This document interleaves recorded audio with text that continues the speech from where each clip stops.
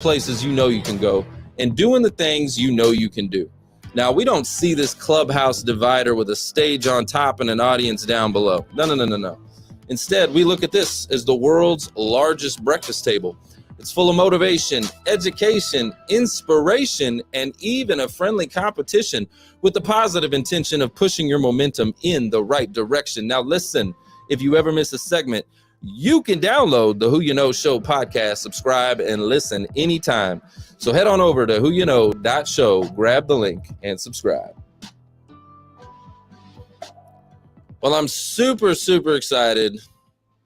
I got another champion for you guys today. Joining us today is Kim Ades, president and founder of Frame of Mind Coaching. And she's going to share her expertise in leadership, coaching, and thought mastery. With her unique philosophy and quirky coaching style, Kim helps leaders, executives, and entrepreneurs worldwide identify their blind spots and harness the power of their thinking to achieve extraordinary results. So, Kim, welcome to the Who You Know Show. Good morning.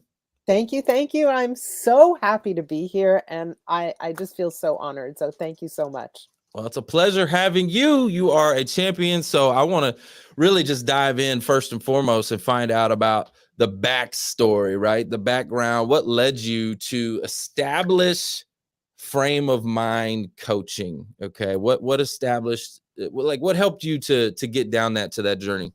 Okay. So I am what one would call a serial entrepreneur. And so before I owned this company, I had a different company. I owned a software company, and we used to build simulation-based assessments. I'm kind of old. So when we were doing that, the technology wasn't as cool as it is now. So we were on the leading edge of this simulation-based concept. And what we were looking for is, how do we know if someone's going to perform well in any kind of role? So how do we differentiate top performers from other people? So we tested really thousands and thousands of people, and we learned a very interesting piece of information about top performers. And we learned what differentiates top performers from other people. We discovered something really interesting. What was that? Yeah, you would think, is it intelligence? Is it experience? Like, what is it? It's neither of those things. The one thing that differentiates top performers from other people is their degree of emotional resilience. What does that mean, really? Right? Hold on one second. We got a hot mic over there in Clubhouse. Can we mute that mic, please? Thank you. Sorry about that. We got a little interruption there. Keep going. No problem. So what is emotional resilience? It's the ability to bounce back from adversity with speed and agility and leverage the adversity somehow. So wait. Let me go back. So you did all this studying on all these top producers, and it was resilience that was the key to the success. Yeah. The ability to bounce back. The ability to bounce back from a blow, let's say, we all experience negative things. We all experience rejection, failure, etc. Right? We all experience those things. But those people who can get up from those experiences and leverage the negative impact, those are the people who are most likely to succeed at substantially higher levels than others. Okay. So leverage the negative impact. I love that. Hold on. I'm going to give you a mic drop for that, because I can personally, I'm going to tell you a couple stories. Okay. So I'm a top producer. Okay. And I remember, so when I was in the auto industry, I remember a specific situation, and this is how I know what you're saying is true. Okay.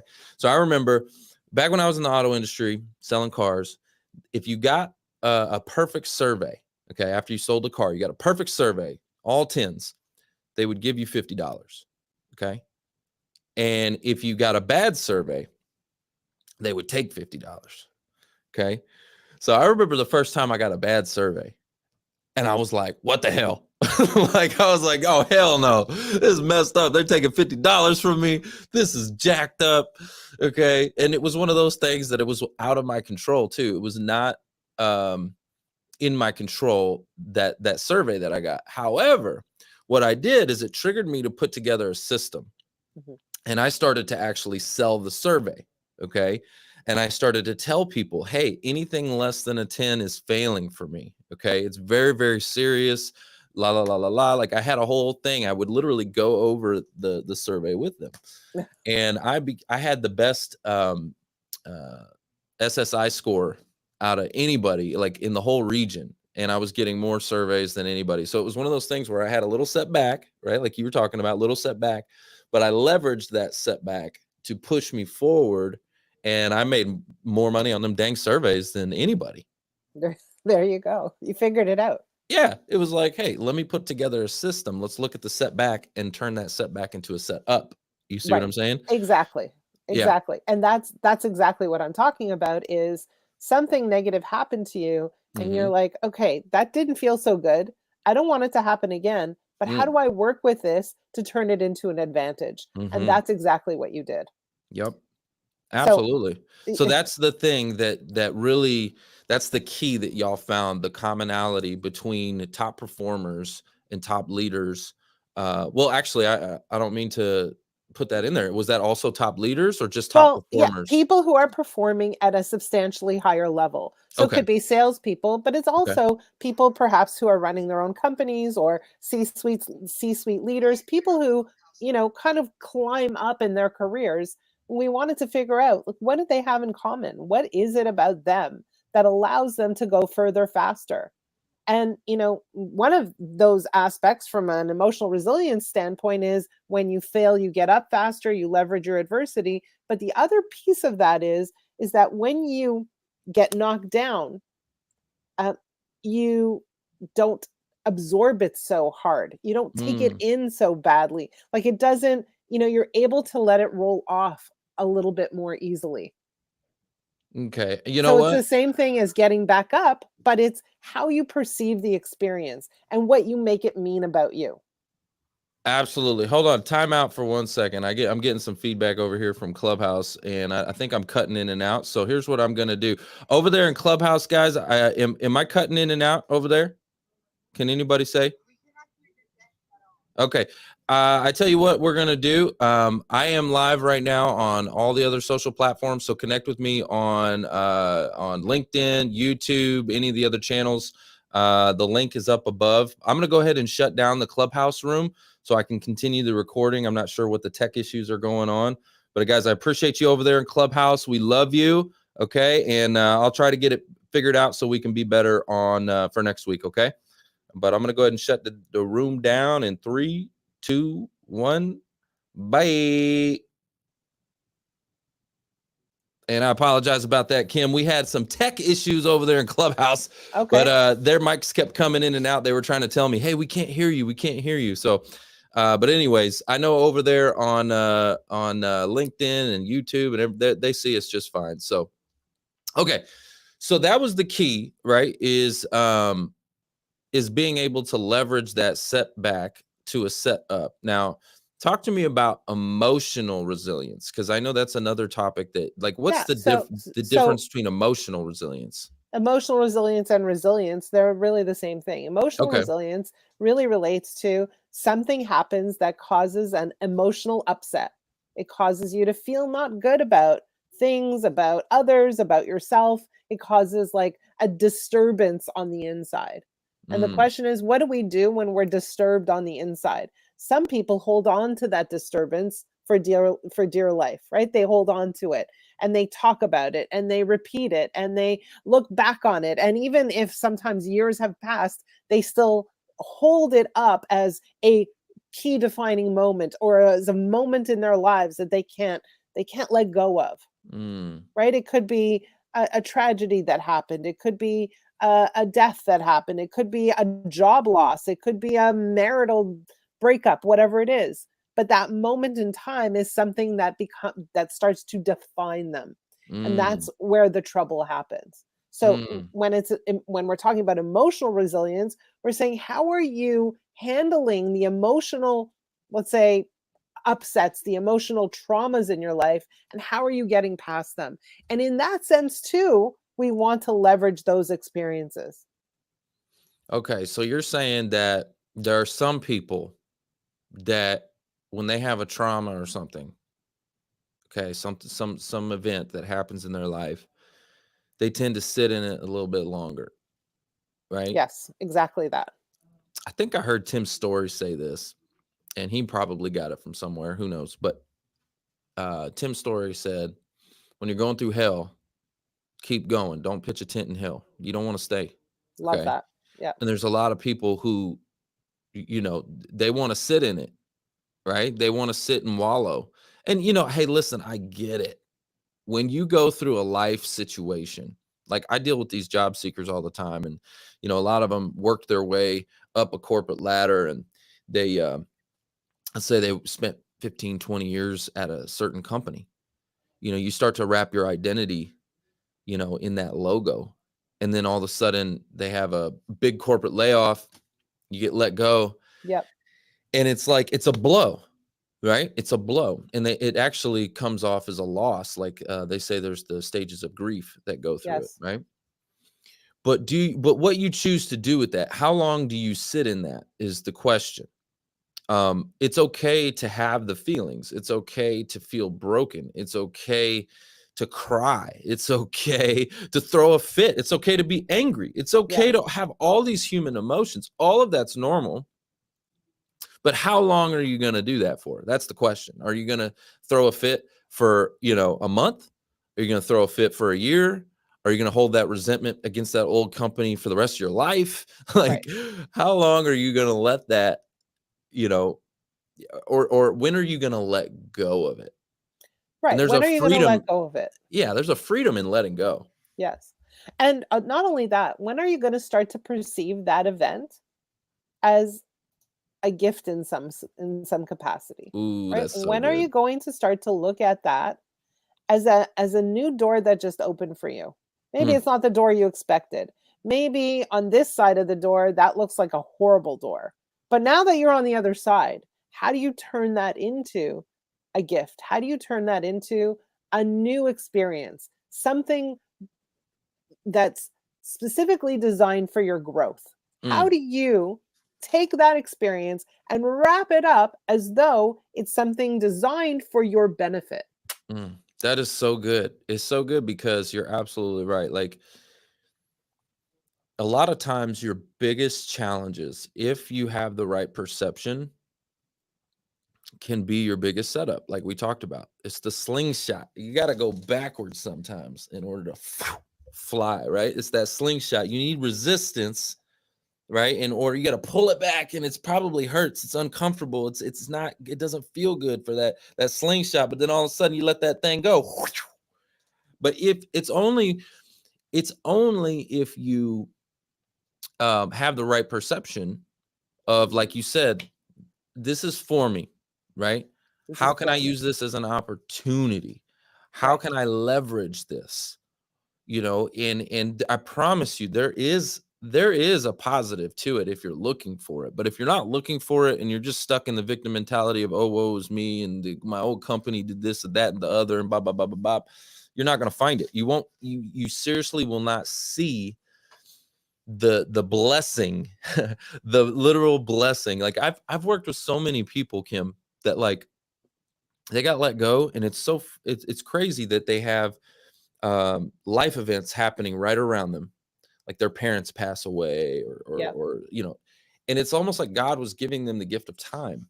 Like, hey, you wouldn't have had time to take care of your parents, or you wouldn't have had time to take care of this situation or that situation if you were still working at this crazy company that had you chained. So God said, hey, let me unchain you for a minute so you can go deal with this, Anyways, I see it all the time. So I love what you're talking about. I think it's so true. You also talk about journaling. Okay. Yeah. So let me go back, because Oh, I okay. never Go really ahead. told you how I got into coaching. So I was this entrepreneur, and I had two partners. Okay. One of them was my ex-husband. And when our marriage fell apart, we decided to go separate ways, and I ended up selling off my company, and I got hired by a coaching company here in Toronto. And I lasted there for about 8 months, maybe 8.5 months. Why? Well, I'm an entrepreneur. It's hard for an entrepreneur to go and suddenly work for another company, as you might understand. Yeah. But the other thing is, I had a chance to observe how they coach. And I decided that they were doing it wrong, that they were missing the boat on coaching. And I felt like I could do a better job. I had a better format for coaching. And really what I was observing is that their coaching model was based on accountability. So they were working with business owners, business leaders, sales professionals, and they were essentially saying, okay, let's create a plan. You want to achieve these goals? Let's create a plan and let's break that plan down into manageable components. And as your coach, I'm going to hold you accountable to making sure that you get all of these things done on your plan. And in my mind, I thought these people are business owners, they're salespeople. They can create their own plan. They don't need someone to help them create a plan. The issue is they're not doing what's on the plan.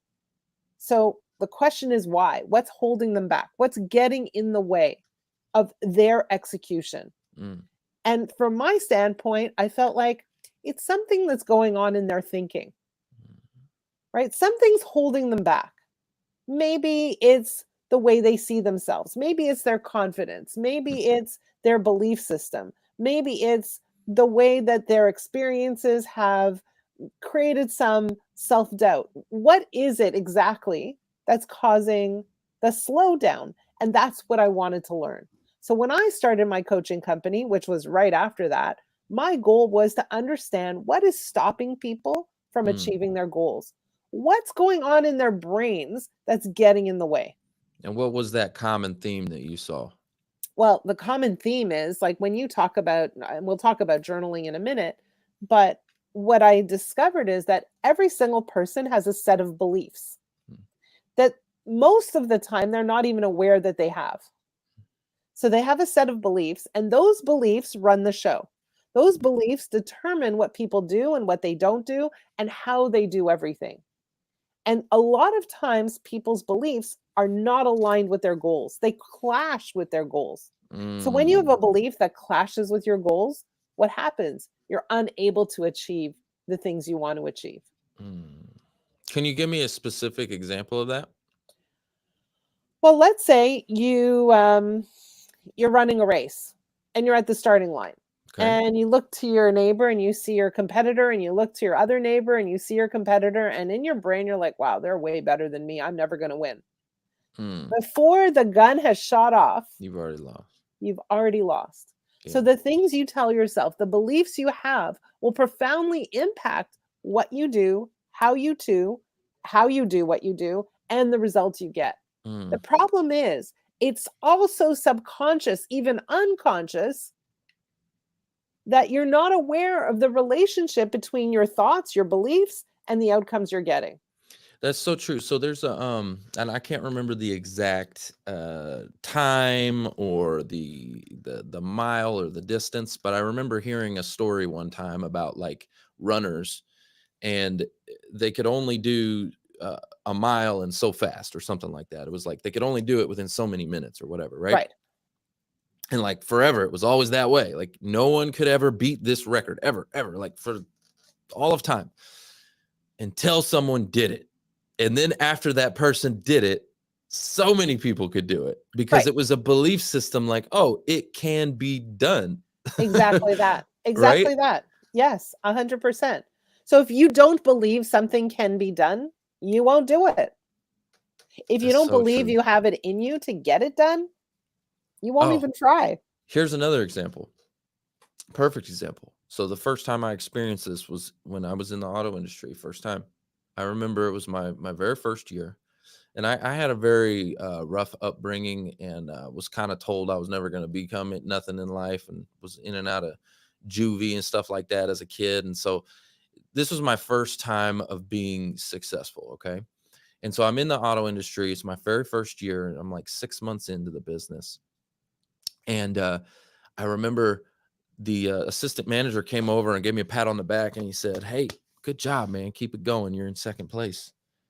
And I said, "What? What?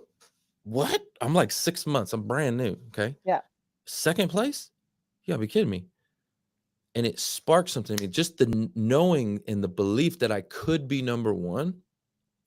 And like I was told That I it was was close. yeah, I was told I was a screw up. I was told I was nothing in life. And here's all of a sudden it's like, what? I'm in second place. Yeah. And I look over at the first place guy, and I'm like, and I look in his office, and he had been there for like 15 years. Okay. He's got all the trophies and da da da da da. And I'm like, I'm right behind him. are you freaking kidding me? Yeah. And it put me in overdrive. I'm like, I gotta be number one. Like, and there's no stopping me. Once I saw it was possible, and Yeah. that's happened to me a couple of times, even when I got into financial services, it was the exact same thing. They were like, hey, you're in second place. And I'm like, oh crap, here we go. Overdrive. Like, I can do it. Wow. Just the belief, just knowing that it's possible. Yeah. It is like puts me into a whole nother speed. It's insane, actually. So This is the thing. Knowing something is possible, you mhm. have no idea how many beliefs that people have about what's impossible. Mm, You know, about what's impossible for them. It's mm, impossible for me to be wealthy. It's impossible for me to be thin. It's impossible for me to find the love of my life. It's impossible for me to have a job that I'm in love with. It's impossible for me to, buy a home or a beautiful car or whatever it is that you want. It's impossible. It's good for other people, but it's not for me. It's impossible for me. mm, And so that impossible belief system creates unconscious blockages that have you losing the game before you're even starting. I'll give you another example. I'm working with a young man who's overweight, and his whole entire life, he was in therapy for 17 years. His whole entire life, he got messages from the therapist, from his family, from people that told him he's a guy who needs instant gratification and he's lazy. mm, So if I tell myself I need instant gratification and I'm lazy, am I going to have any success getting to a healthy weight? mm, mm, No. mm, mm. So when I started working with him, my job wasn't to watch what he was eating. My job wasn't to make him weigh himself on the scale every day to make sure he was doing the right things. My job was to undo all of these messages that he received so that Mm, he could see himself in the right light. mm. That's so good. It's so good. I mean, if you think about it too, yeah, if you're already defeated in your mind, you're not even going to take that extra effort. Okay? Like it's going to require a little extra effort sometimes to get a result. And so like again, so let's say for instance, when I was in the auto industry, if I had to stay a little bit later to get that deal, right? Yeah. Versus if I already knew I was defeated, I'm already getting my butt whooped. Like let's just say I'm in 10th place and I'm Yeah. looking at it like, there's no way.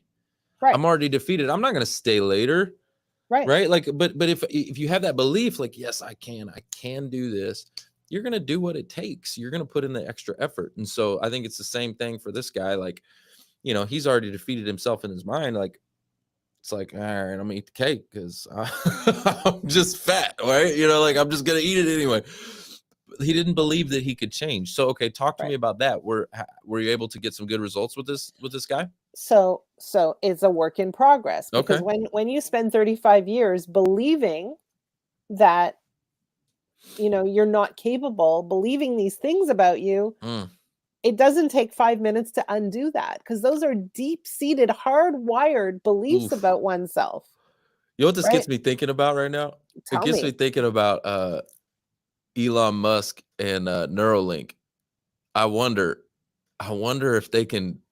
It's a computer chip in your brain. I wonder what kind of capabilities could they get in there and like undo that? Yeah. And we all, every single one of us, nobody is exempt. We all have a certain degree of beliefs inside of our brains that are contradicts the goals and the desires we have.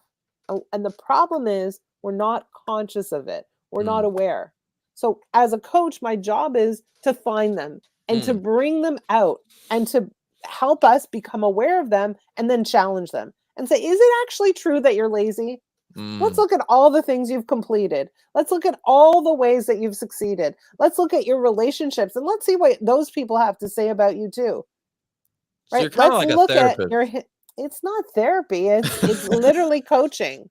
It's setting someone up for success.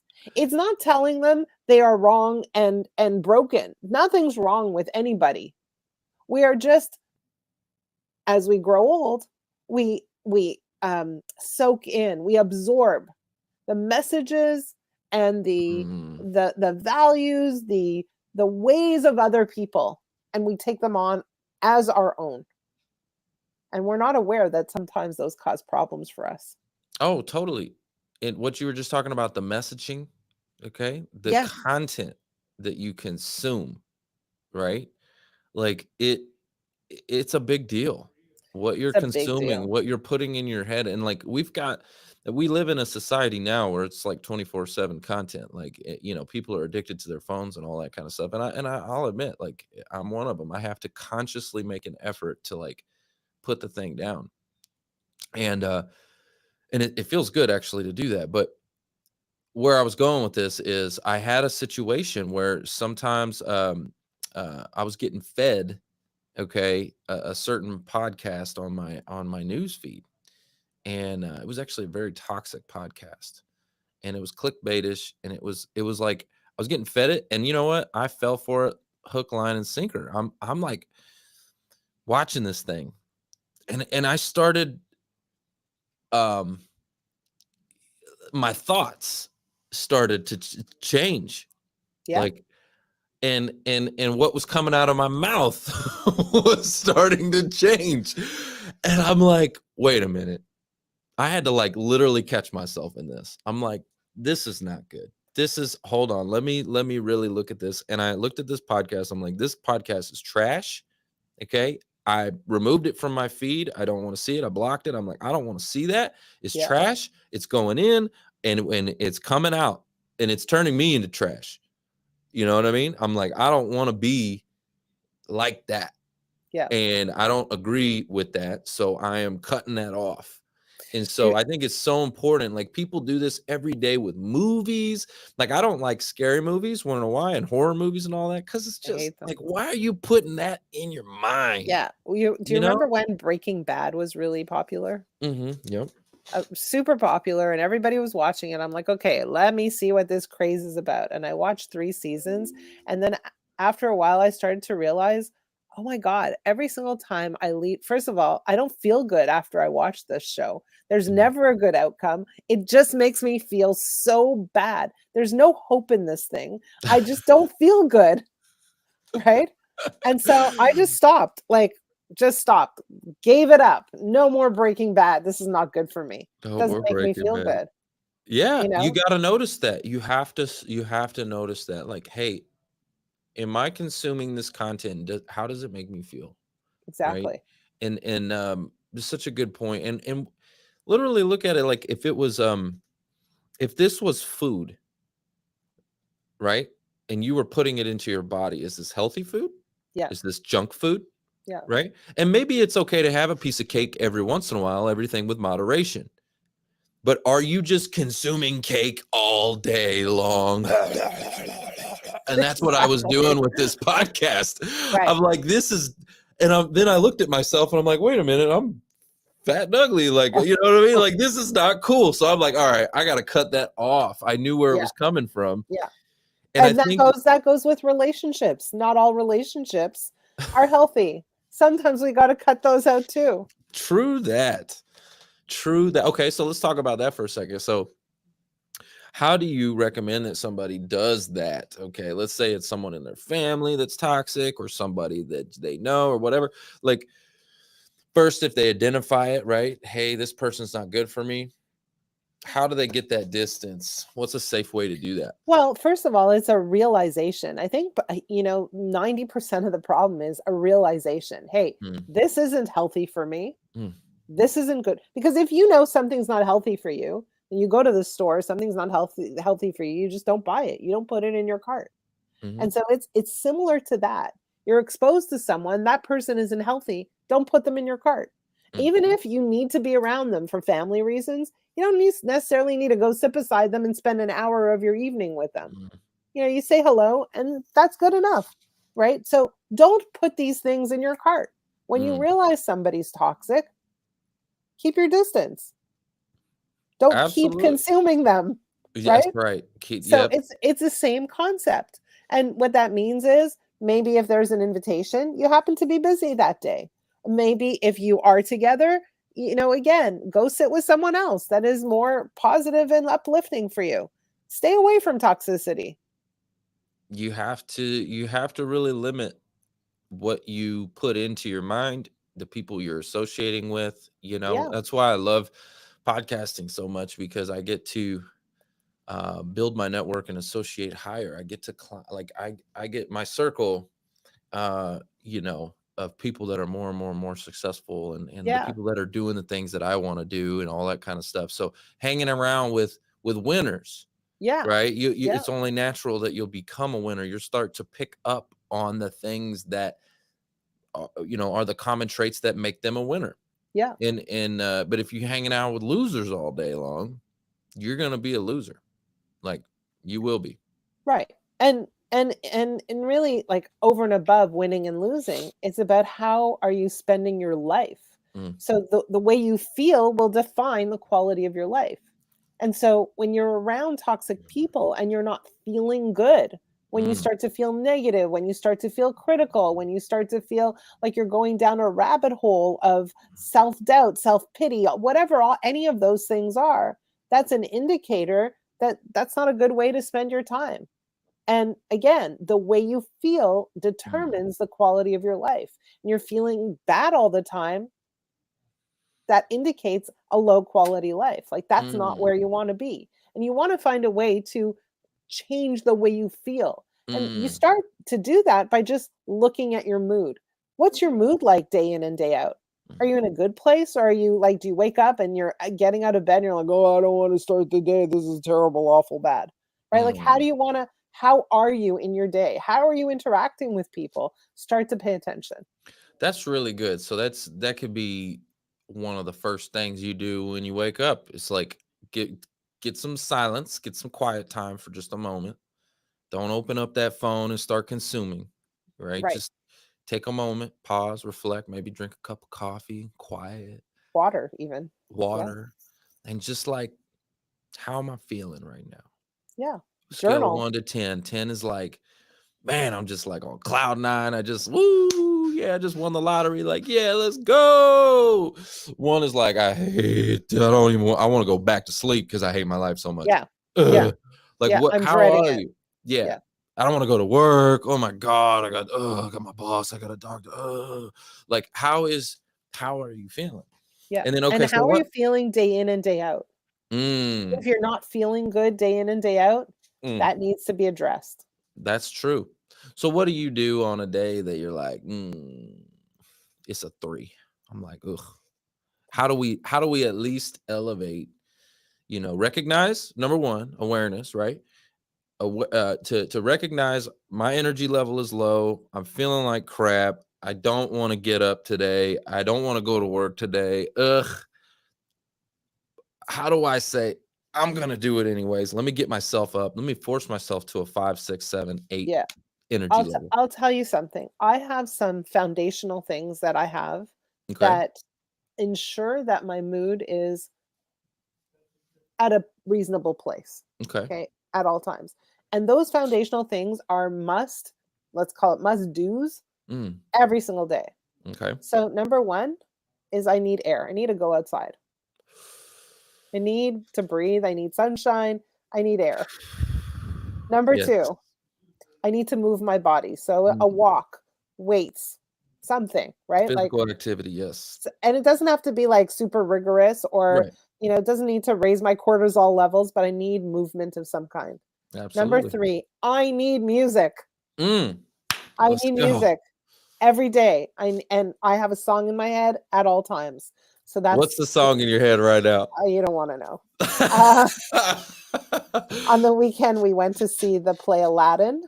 Okay. So it's a whole new New world. world, a Yeah, and whole it's new driving me life crazy. for you and I me. need to trade it in. So that's the song that's in my That's an head right epic now. song. I don't know what you're talking about. I like that I song. need a new one. And then number 4 is that I journal every single day. No Okay. days off, no weekends, no vacations. I Mm. journal every single day.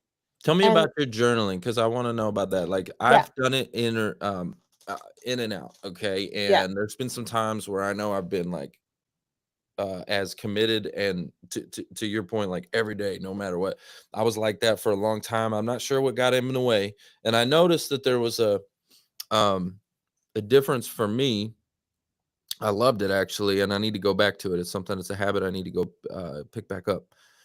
But how do you journal? Like for me, it was a prayer journal. I would talk about, it was kind of like I was writing a letter to God, telling him all the things that I'm thankful for, the things Yeah, that I need in my life, that's great. and it was like, it was my way of praying, was writing it out. And what about you? How do you journal? So we coach executives, leaders, entrepreneurs, that kind of thing, and we ask them to journal every day. And when we ask them to journal every day, we give them a prompt every week, and they use that prompt for journaling. So Okay. that's what we do professionally. And the journaling with our executive clients, I think, is so powerful, so Mm, impactful. It's like truly a game changer in the world of coaching. And I can talk all day and all night about it. But how do I journal? What I do is I use my journal as a tool to move myself into a better frame of mind, into a better headspace. So if mm, something's going down, something's going wrong, what I want to do is either write about what I'm going to do about it to make it better, or I mm, just bring myself, I'm like, okay, I'm dumping out the negative feeling, the negative emotion, the negative experience. I'm releasing it. I'm removing it from my brain and my body. I'm putting it down. mm. And then I'm literally ending my journal with, here's how I want to feel. Here's what I'm grateful for. Here's what's awesome and amazing in my life, whatever it is. And That's so so your good. journal is a tool to move you to a different state. First of Mm. all, it allows you to capture your current state. And then from there, you can take yourself to a new place. So good. I love that. Okay, so you're saying, the things that are holding you back, or the things that are, in your head at that moment that are like, ugh, right? You're able to get that out, and you Yeah, get it and out in a healthy way. it's not always ugh, right? It's not always that. Sure. Sometimes it's like, the other day my son came over and he brought me flowers, like for no reason. Oh, And I'm like, I love that kid. And I captured that in my journal. So you're capturing how you everything. feel about things, right? But if Mm, you are feeling yucky, if you are having a tough day, if you are experiencing whatever it is, rejection, failure, whatever, write it down, move along. that's so good, because like I was gonna say, so if you're feeling ugh about something, right? It's a healthy way of coping with it, instead of talking negative all day long, and just like, because I think you're gonna have the thought, okay, but get the thought out. You need to get the thought out, to your point. Yeah, You got to get it out, but how are you getting it out? This is a better way than doing this, okay? Because they talk about the power of life and death is in the tongue, and so if you're speaking death, okay, out there, probably not the best way to do it, because you start to believe it, right. okay? Right? Like we said, our thoughts are powerful, and our beliefs. So you start saying it, you start hearing it, you start believing it, right? Exactly. But it's another thing to write it down. Like, I think Yeah, to get write it it out and to down. write it down. And one of the things you want to do is you want to look back at your older journals and say, Mm, what is mm, the pattern here? What do I mm, keep talking about? What are the beliefs that I have right now that are really getting in the way of my success? mm, What am I buying into? That's what am I putting in my cart that is not useful for me? That's actually harmful. mm. That's good. I saw a clip. I think it was Joe Rogan and Matthew McConaughey.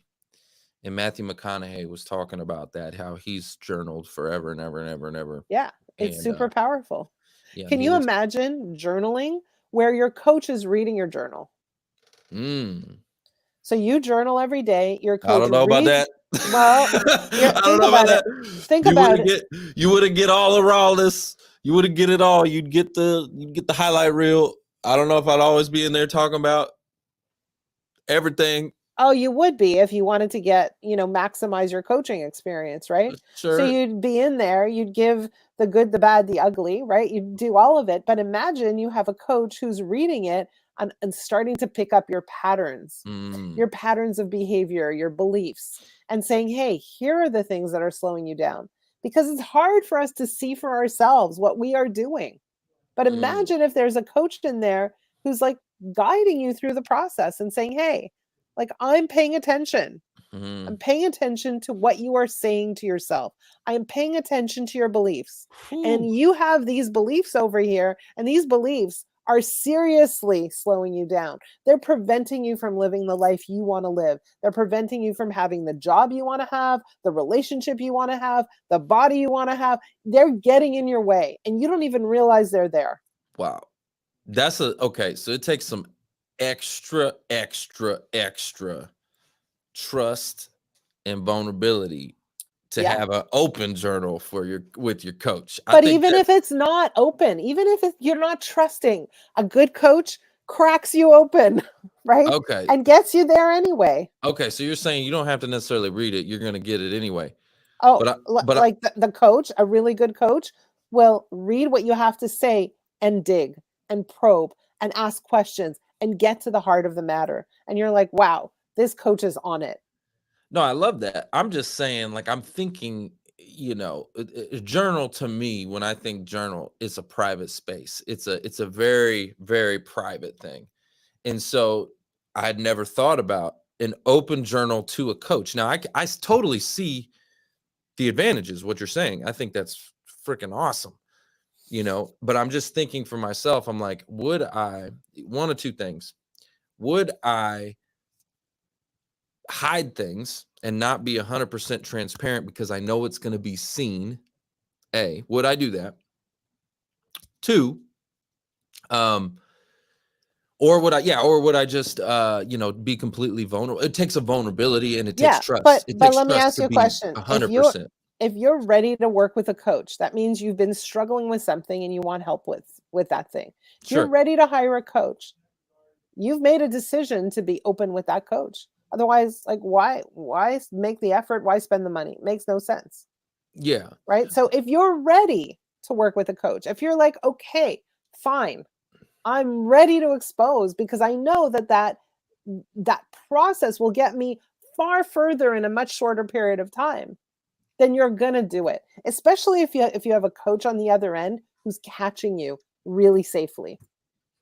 No, I love that. Again, I'm hearing you. I'm thinking, but I guess where I go with it is like on a business level coach, and then also like the personal side, right? So but do you think they're different? They're all the same. The business and the personal, they all come from the same source. The way you lead is related to the way you were parented.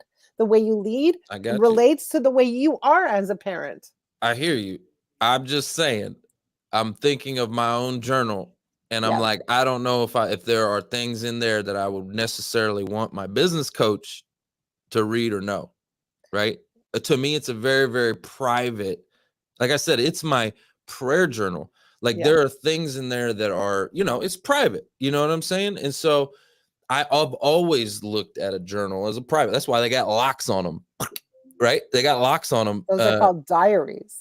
Okay, well, the diary, a journal, to me, it's the same thing. But I invite you to consider the idea. No, I'm considering it. I'm telling you. I'm listening to you, and I can see the advantages to it.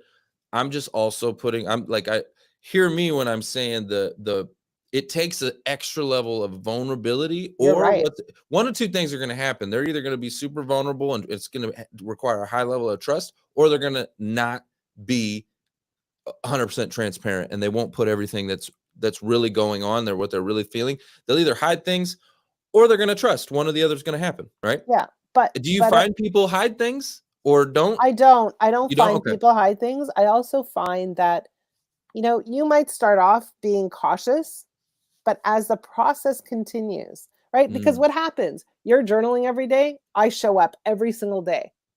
There's nobody who gets to know you this way. Nobody. Right? So the more that I'm asking the right questions, the more that I show up, the more that you see that I'm reliable and present, the more you open up. The more you see this person is in my corner, like no matter what. And there's nobody else in the world who's like that. Yeah, I'm telling you. I mean, it's kind of like I said, I know you said it's different. There's some similarities, though. I'm like, you're like a therapist. You're getting in there. A therapist we get in there, except you help them. Okay, a therapist, I think, Not they want to just subscribe you medication. They're like, "Man," it's so different from therapy, I know. but They're like, yeah, tell me your thoughts, and then they want to give you a pill. right. No offense to any therapists out there that are listening, tuning in right now. Just kidding. No, I think therapy's good too. I think that all these things are good, and I appreciate like your perspective on this because it's something I have never actually thought about. Like seriously, when we're talking about journaling, I've always considered journaling, like you said, like a diary. I've always considered it super private, Private, like yeah. correct. And to Yeah, think of a coach inside there on a yeah. daily basis It's is like that's a new thought for me, and I go, wow, okay, and I can see the benefits to it. it's a sacred relationship for sure. You're 100% right about that. Yeah. 100%. But I think it's cool. Again, it's something I've never thought about. I think that's very, very cool, and I love that you do that inside of your practice, and that your clients, trust you with that. That's a high level of trust. The fact that they do that with you tells a lot about you, and I mean, seriously, it says so much because it's trust, right? It's trust. Yeah. 100%. And Um, I look at it like this, we work with clients, but it becomes a lifelong relationship too. that's amazing. Yeah. So share some success stories with me. Okay. Talk to me about some people you worked with that maybe they came into you and it was like, man, this person needs I'll some. give you I'll give you one great story. I love Okay. this story. I was introduced to a guy. I was coaching someone and he said, "I want you to coach my friend, but I want you to treat him with kid gloves." And I don't know if you can tell, I don't really wear gloves. So so I'm like, "Wow, Me that's either. that's a strange introduction. Why do I need to be so careful?" He said, "Well, he's a good friend of mine. He's in his early 30s and he has stage 4 cancer." And I Oh, said, "Oh, okay." So I got on the phone with him and I said, "Okay, I have 2 questions for you. Question number 1, how long do you have left to live?" And mm, it was a very tough question to ask because that who, is. right? And he said, "Well, I don't really know for sure, but I'm Mm, guessing I have about a 2-year window. I'm on all these experimental drugs. I think I've outlived my time as it is, but here's what it is." And I said, mm, "Okay, second question, what do you want help with? How can I help you? What are you looking to achieve as a result of coaching?" He said, "Well, what I really really want from you is I really need you to help me increase and improve my productivity." And I thought, "What? If I had 2 years left to live, would I be why? focused on my productivity?" Right. And I Why? said, "Why is that important to you?" And he said, Yeah. "Well, I'm an only child of a single mom, and I want to make sure that I grow my company and I sell my company and that, I leave her with money after I go because I There's want the to make why. sure she's in a good place." I said, "Okay, let me ask you a different question. What do you really, really want more than anything? What do you want? Not what you think you should want, not what your mom wants, but what do you want?" And he said, "Well, what I really want is more time, but I want to grow my business and I want to sell my business and I want to run a marathon and I want to buy a house and I want to have a great relationship and I want to be married." And I'm like, "Let's work on that." And we started working together. And the first thing I realized is like this guy's working so hard and he's exhausted. And in my mind, my job was to reduce his stress so that he could have a better fighting chance with his experimental drugs. I said, "Okay, we need to talk about hiring people." And he said, "I can't afford to hire people." I said, "You can't afford not to hire people. Like your life is at stake here." But what was really going on is he had a belief that said, "I can't get this done. I don't Mhm. have enough money. I don't have enough resources." I said, "Let's look at that a little bit differently. Let's figure out how you can hire people." And he started to hire people and he started to grow his company. Well, it's like 8 years later. He's still alive, by the way. Wow. He's That's married. amazing. He's about to have a child, which is a really No. big miracle. He Dang. bought a house. He sold half his company. He ran a marathon and a triathlon. He took his mom on 2 great vacations. Like he's crushing it. He Mm, still had cancer, but he's crushing it. And and really it's about helping him think differently so he can experience the things he wants to have in his life and not thinking that those are not available to him or not accessible. mm. That's so good. What a great story. So 8 years later, you said? 8 years later. And they told him two, or he thought two, right? Wow. Yeah. And I wonder how much the mindset, you know what I'm talking about? Like how much all of that. 100% of it. Right. 100% is mindset. I mean, he's a really unique guy. He's a phenomenal human being.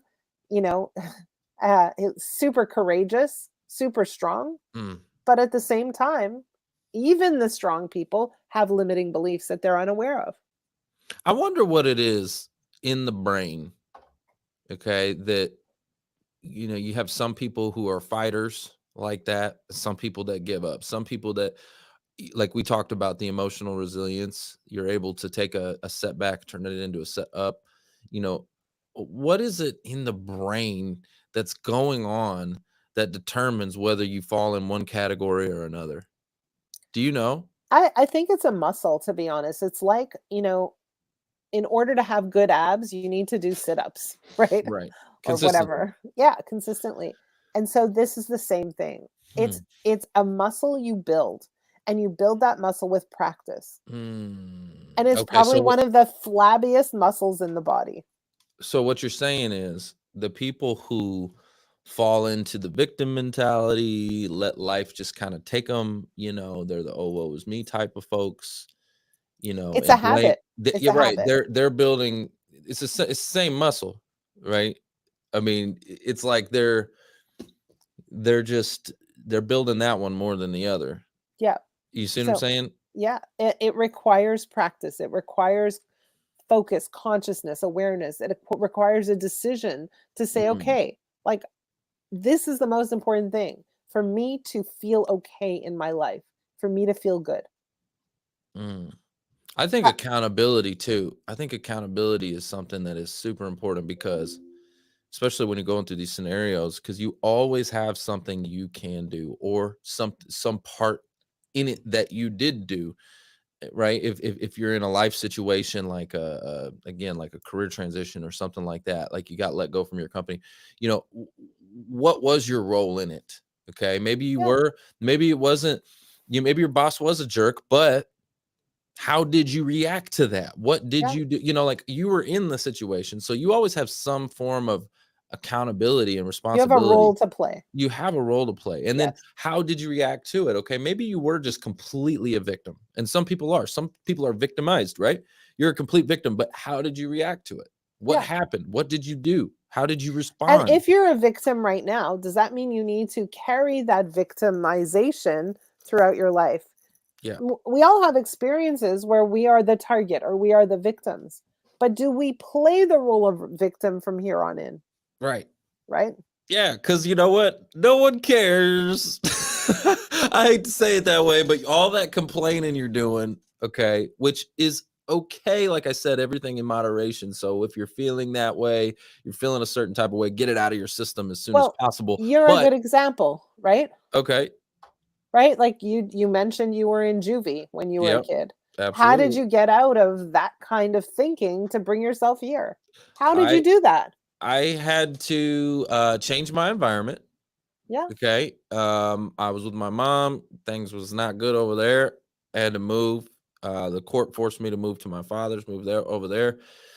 And he showed me again accountability, uh, responsibility, how to earn and save and work hard. And but yeah, it took some time to work some of that out of me.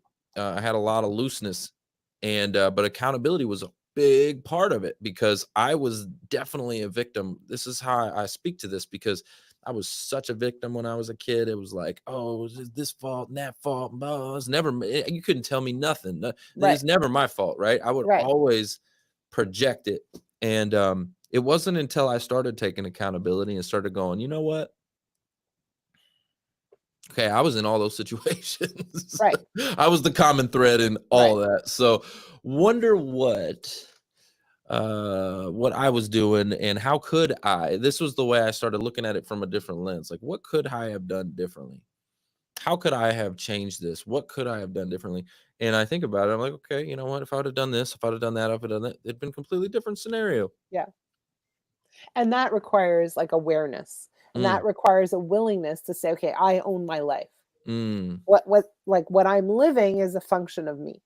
That's good. Hold on. That's good. It's knowing that you have control over. your destiny. I think I own my victimhood, life. yeah, victimhood is like, I have no control.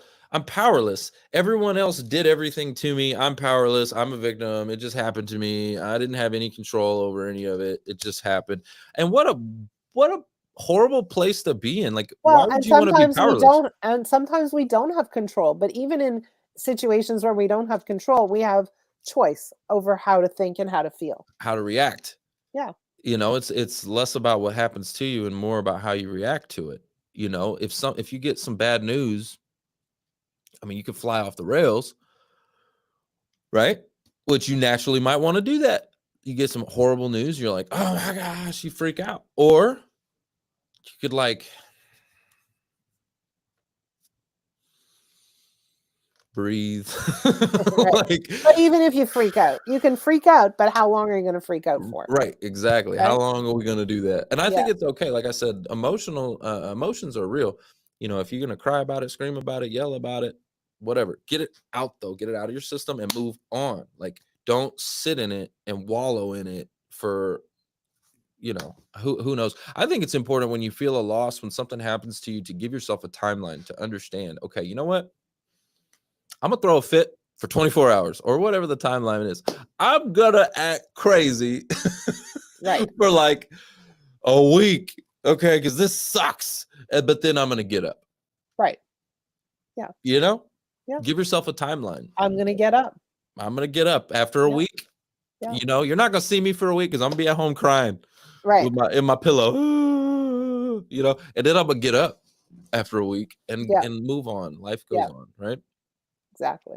All right. So you also have a program. I love it because you call it Coach's Corner, and I have a program also called Coach's Corner where I teach job seekers how to, recover their income. But tell me about your Coach's Corner. So it's called Kim's Coaching Corner because, that sounds good.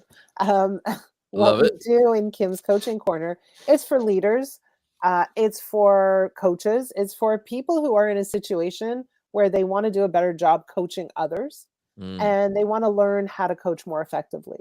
So mm. we train people in how to coach. And so Kim's Coaching Corner is an event that happens once a month. Um, and we invite people to come to the event for free to try it out and see what it's like, to learn. Come here with your questions, your challenges, etc., and we talk it through. And there's usually a group of people who come as well and who are interested and may ask you questions, and you walk away with a ton of value and a new way of thinking, a new way of looking at things, particularly coaching. But it's really for people who want to develop their coaching skills. That's awesome. That's like almost like a mastermind for for coaches like that want to Exactly. become better coaches. Yeah. And That's it doesn't have to be only for a coach, but it could be for a leader who has a mm. team, or even a parent who has a bunch of kids and they don't, it could be for anybody, really. Yeah, no, I love that. I love it, love it, love it, love it. I'm gonna have to come check you out. Okay. Please come check us out. I Yeah, would love it. I'd Yeah. love to come check you out because I'm a little baby leader. Okay. I'm trying to learn things. Okay. Because I still got a little bit of that looseness in me. Okay, that needs to be shaken out sometimes. And Maybe you need a coach, a really good one. maybe I need a coach that can read my journal. There you go. How cool would that be? That'd be so crazy. I'd be like, this line right here. Don't worry about that one. Oh yeah. Don't you worry about that one. That's the one we would like really hone in on. I bet you're like, no, let's dive a little bit deeper in this one. Exactly. That's awesome. Okay, so one couple more questions I have for you. You're working with a lot of leaders, a lot of entrepreneurs, business owners. What's been a common theme or challenge that you've seen that For these people? a lot of these high performers, top Yeah. performers, like what's that common theme that's like, hey, we need to break this? What's that thing that So you've seen a lot? I see four things that these people Okay. typically struggle with. One maybe more commonly than the other, but number one is they feel like all of them feel a sense of isolation. Like they can't really, Mm, other people don't relate to them, or they don't mm, relate to others. They're in a, kind of like a camp of their own, a league hmm. of their own, and it's Yep. hard for them. And they carry the weight of the world on their shoulders, all the responsibility, and maybe they have people they can delegate to, but at the end of the day, the buck stops here. So Yep. that's thing number one. Thing number two is they have a sense of chronic dissatisfaction. So these are Mm, normally high achievers, but they never feel like they've gotten far enough. They never mm, feel like they are where they should be. They're like, yeah, okay, I did this, but it's not enough. It's not good enough. What's next? I can't rest on my laurels. Like, what's next? And so they're, and then they're like, I'm behind. I need to catch up. How do I move faster? mhm, So they're these people who have chronic dissatisfaction. The third thing, and this is the one that I see the most often, is that they have what's called friction with others. So mm, other people don't move fast enough. They're not aligned. They're not on the same page. They're not rowing in the same direction. mm, These, like other people in their world don't get them. And so they have this sense of like, you know, a sense of disappointment mm, and a sense of like conflict with others. Sometimes that conflict is silent. So they mm, think it, they feel it, they don't speak it. mm, And they live with maybe teammates or employees who are falling short of the delivery goal, etc. But they always are not satisfied with the people in their environment. And it could be personally or professionally. And the last thing is a term I made up called slippage. And what that mm. means is they let important things slip through the cracks. It could be their food, maybe they're drinking too much, they're not exercising, they're not sleeping, they're not having a lot of fun, they're not hanging out with their friends, maybe they're on their phone too much, etc. But they're letting like important life things slip through the cracks. Mm. Dang. Hold up. You know what? You pointing out a lot of things. I think you just got the flashlight on me. Okay. You were like, hey, let me put this flashlight on this kid real quick. Yeah, Let me right. let me let me shine some light on this kid real quick. I definitely deal with the what's it, the dissatisfaction. One of the things that my father's always had is this sense of contentment. And I've always looked at him and he just has this calm, cool, and collected contentment that I've just desired. I'm like, Yeah. oh, I wish I could have that. But I just have this thing in me, this animal in me that's like wants more, more, more. And like, it's like, ugh, sometimes I need to tell that guy to shut up and just be in the moment. Yeah. Chill out. Um, yeah. Like I'm always like, yeah, yeah. So definitely I understand that one. Yeah. Sometimes the whole being on an island by yourself, I kind of get that too. Yeah. Um, kind of understand that. And friction with others, yeah, I think that's every once in a while. I can get that, right? I'm not everybody's cup of tea for sure. Um, Right. and I can rub people the wrong way, that's for Sure. sure. Yeah. But I'm like, hey, you know what? Uh, I'm just gonna be who I am, and Yeah, for sure. the people who don't align with me, they will go away, and Yeah. the people who do, I'll make an impact in their life. That's the way I Exactly. look at it. Exactly. I'm not gonna change who I am because of that, but maybe some good coaching would help, Kim. I'm just saying, you put that flashlight on me now. Yeah, well, my door's always open, so please step through it anytime you want. Well, I love this. You also have a podcast. Okay, tell us more about that, and where can listeners learn more and gain Yeah. more insights So, from you? yeah, it's called the Frame of Mind Coaching Podcast. Okay. And, we talk about this kind of thing, but sometimes what we do is we have people who have challenges and we just coach them right there, right on the spot, live and in person, no preparation, no preliminary conversation. They just show up, they Love share that. a challenge or a problem, and we coach them right there, right on the spot. And you can find it on our website, frameofmindcoaching.com, but it's also on, all the channels that you would normally go to, iTunes, etc., all the places. How does those I'm just curious because you got me thinking. I've been doing podcasting for over 6 years now, and that seems like a cool, like would be a cool episode actually to coach someone live. So my question to you is, have you seen a difference in the performance of those episodes? Are they received really well by the audience, Yeah, or do so your normal episodes perform better? Or I'm just curious. it depends on the subject that we're covering. So sometimes subjects really, really resonate with people, and Mm, sometimes they don't. So it just depends on the subject. But if I'm going to be honest, I'll tell you where, as a business owner, we're amazing, and where we're not as amazing, we're amazing at coaching. I would say we deliver like the best coaching there is. Like if there's a caliber of coaching, we're at the very, very top end. Where we're not so good is probably in marketing and PR and all that jazz. The podcast, like, yeah, I do a podcast, but are we doing the things we need to do to really get it out there? We're weak. So total honesty right there. So you need a podcast coach. I need a podcast coach or something. I need a podcast person to do something with our podcast. But yes. I love it. I love it. I love it. Well, that's really cool. I was curious on that side because I'm like, I've experimented with some different types of episodes. Like normally I do interviews like this. Sometimes I'll do solo, where I'm talking about a certain topic. I want it to be very, very focused. Yeah. Okay. Because these conversations can go down a rabbit hole, right? Yeah, for sure. So sometimes I want a really super focused conversation. And so I'll do a solo. And I've noticed that those perform really well too, because the audience gets to know me as the host, right? So that's performed well. But I was curious about the coaching side. I think that's a cool concept that I would actually like to explore myself. So thank you for sharing that. Let me know how it goes.